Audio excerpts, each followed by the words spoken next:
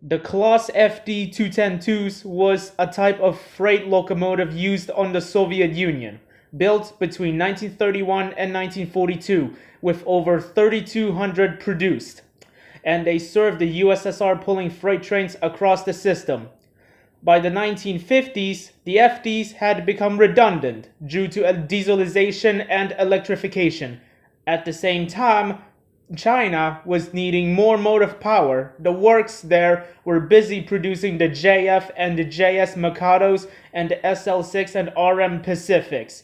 The Soviets, as a result of that need of more motive power, imported 1,054 FDs to China, while being converted to standard gauge in the process. They dominated the freight trains in China, but later proved to be a somewhat disappointment. While physically a large locomotive, they have about the same power output as a JS, rather than the prevailing QJs. The FDs continued on nonetheless until 1985, when all were, or well, at least most were withdrawn.